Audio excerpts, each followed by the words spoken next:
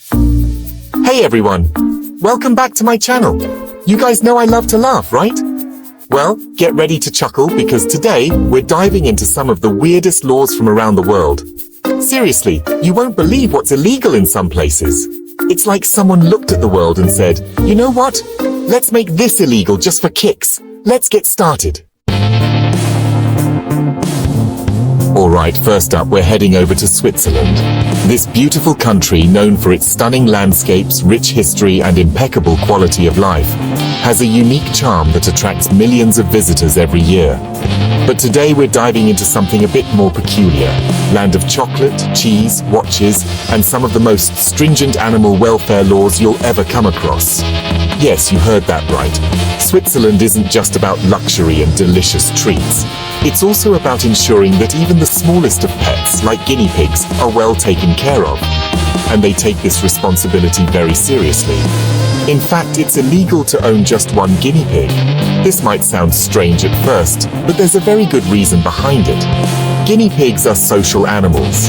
They thrive on companionship and can become very lonely and depressed if kept alone. Imagine this scenario. You're strolling down the picturesque streets of Geneva with your little guinea pig pal, enjoying some delicious fondue, when suddenly the guinea pig police show up. Yes, you heard me right, the guinea pig police. Hold it right there, the lead officer yells. We've got a lone guinea pig here. Where's its companion? You might be taken aback thinking, is this for real? But it's true. Guinea pigs, being the social creatures they are, can suffer from loneliness. They need interaction with their own kind to stay happy and healthy. A solitary guinea pig can become stressed, anxious, and even develop health issues. And you're just standing there like, wait, what? There's an actual law about this. Yes, there is. Switzerland's animal welfare laws are some of the most progressive in the world.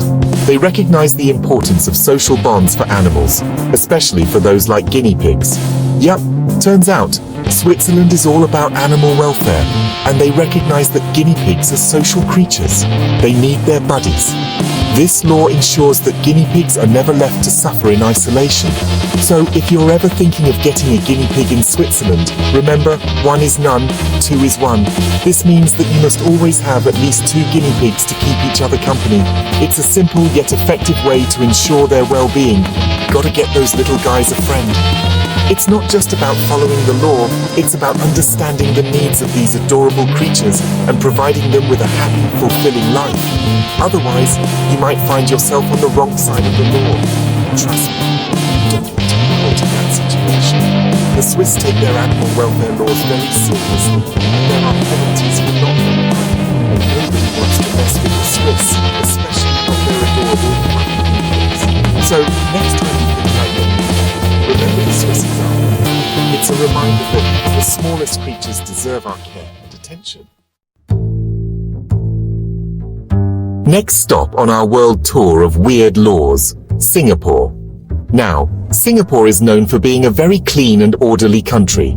It's a place where you can walk down the street and not see a single piece of litter. The streets are pristine, the public spaces are immaculate, and the air feels fresher somehow. This level of cleanliness is not just a happy accident, it's the result of strict laws and regulations that everyone follows diligently. I mean, they take their cleanliness seriously, folks. You won't find a single piece of trash lying around. The government employs a small army of street cleaners who work tirelessly to keep the city spotless. But it's not just the cleaners. The citizens themselves are incredibly disciplined when it comes to maintaining public hygiene. But did you know they take it so seriously that they actually banned chewing gum? Yes, you heard that right. Chewing gum is a big no-no in Singapore. This law was introduced in 1992, and it has been strictly enforced ever since. The reason? To keep the city clean and to prevent gum from being stuck on public property, which was a significant problem before the ban. Yep, no bubble blowing, no snapping, no sticking your gum under the table in Singapore. It's a gum-free zone. Imagine a place where you never have to worry about accidentally stepping on a sticky piece of gum. It's almost like a utopia for those who value cleanliness. Imagine walking down the street, enjoying the sights and sounds of Singapore, and you pop a piece of gum in your mouth. Suddenly, sirens blare. Okay, maybe not sirens, but you get the idea. The law is taken very seriously, and there are hefty fines for those who break it. A squad of stern-looking officers in crisp uniforms descends upon you. They are the guardians of Singapore's cleanliness, and they take their job very seriously. You might think it's a bit over the top, but it's this level of dedication that keeps the city so clean. Chewing gum, eh? One of them says, raising an eyebrow. It's almost like a scene out of a movie.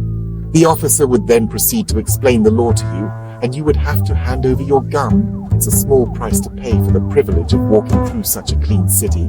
I'm afraid I'm going to have to confiscate that and issue you a hefty fine. The fines can be quite substantial, and they serve as a strong deterrent against breaking the law. It's a system that works, and the results are evident in the spotless streets of Singapore. Okay, maybe it wouldn't be that dramatic, but the point is, the law is there, and it's enforced. People in Singapore have adapted to it, and it's become a part of their daily lives. They don't even think about chewing gum anymore. It's just not something they do. But seriously, chewing gum is a no-go in Singapore. It's one of those quirky laws that make the country unique. While it might seem strange to outsiders, for Singaporeans, it's just another aspect of their well-ordered society. They even have undercover gum police. Just kidding. Or am I? The idea of undercover officers specifically looking for gum chewers might sound far-fetched, but it underscores how seriously the law is taken. Just kidding. Or am I? The truth is, the law is enforced by regular police officers, but the thought of undercover gum police adds a humorous twist to the story. But hey, you know what? It seems to be working. Singapore is spotless. The ban on chewing gum, along with other strict cleanliness laws, has made the city one of the cleanest in the world. It's a testament to what can be achieved when everyone works together towards a common goal. So, next time you're craving some gum, maybe just grab a breath mint if you're in Singapore. You've been warned.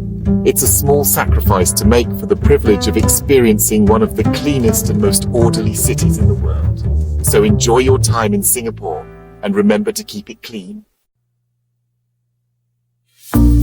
Alright, last but not least, we're jetting off to France, the land of romance, croissants, and some very particular pig-naming laws?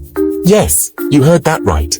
France, a country known for its rich history, exquisite cuisine, and iconic landmarks, also has some quirky laws that might surprise you. Imagine strolling through the charming streets of Paris, indulging in a freshly baked croissant, and soaking in the romantic ambience. But did you know that amidst all this charm, there's a law that dictates what you can and cannot name your pig?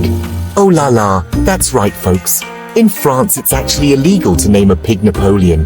You heard me right. This law is a nod to the country's deep respect for its historical figures, particularly Napoleon Bonaparte, one of the most iconic leaders in French history. So why is this law in place? Well, Napoleon Bonaparte is a significant figure in French history, known for his military prowess and leadership. Naming a pig after him is considered disrespectful and an insult to his legacy. The French take their history very seriously, and this law is a reflection of that. No piggies named after the famous French emperor allowed. It's fascinating how a name can carry so much weight and significance. This law might seem odd to outsiders, but it underscores the importance of cultural respect and historical reverence in France. Picture this. You're a farmer in the French countryside, surrounded by rolling hills and picturesque landscapes. You've just welcomed a new litter of adorable piglets, each one cuter than the last. As you go through the names, you think of Wilbur, Babe, Hamlet, and then it hits you. Napoleon! The perfect name for this majestic little oinker. But hold on there, Pierre.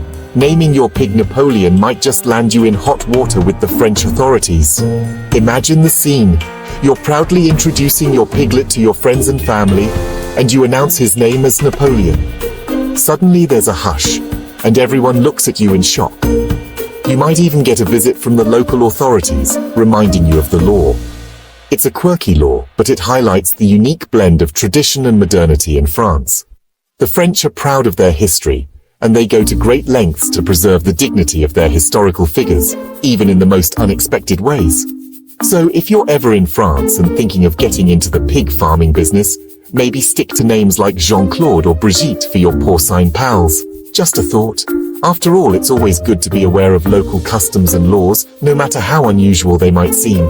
But let's take a moment to appreciate the charm of these quirky laws. They add a layer of intrigue and uniqueness to the cultural fabric of a country. It's these little details that make traveling and learning about different cultures so fascinating. Naming your pig Napoleon might just land you in hot water with the French authorities. They take their history very seriously, and apparently giving a pig the same name as one of their most iconic figures is a big no-no. They take their history very seriously, and apparently giving a pig the same name as one of their most iconic figures is a big no-no. I mean, can you imagine the courtroom drama?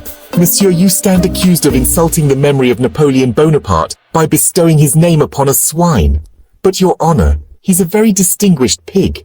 Look at that curly tail. Yeah, I don't think that defense would hold up in court. So if you're ever in France and thinking of getting into the pig farming business, maybe stick to names like Jean-Claude or Brigitte for your porcine pals. Just a thought. After all, it's always good to be aware of local customs and laws, no matter how unusual they might seem.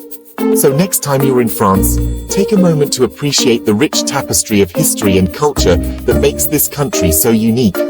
From the grand monuments to the quirky laws, there's always something new to discover and learn. And who knows, maybe you'll come across more interesting tidbits like this one. After all, every country has its own set of peculiarities that make it special. Embrace the differences and enjoy the journey of discovery. But Your Honor, he's a very distinguished pig. Look at that curly tail. Yeah, I don't think that defense would hold up in court. Look at that curly tail. Yeah, I don't think that defense would hold up in court. So if you're ever in France and thinking of getting into the pig farming business, maybe stick to names like Jean-Claude or Brigitte for your porcine pals. Just a thought. After all, it's always good to be aware of local customs and laws, no matter how unusual they might seem. So, if you're ever in France and thinking of getting into the pig farming business, maybe stick to names like Jean-Claude or Brigitte for your porcine pals. Just a thought. After all, it's always good to be aware of local customs and laws, no matter how unusual they might seem. Maybe stick to names like Jean-Claude or Brigitte for your porcine pals. Just a thought. After all, it's always good to be aware of local customs and laws, no matter how unusual they might seem. Or Brigitte for your porcine pals. Just a thought. After all, it's always good to be aware of local customs and laws, no matter how unusual they might seem.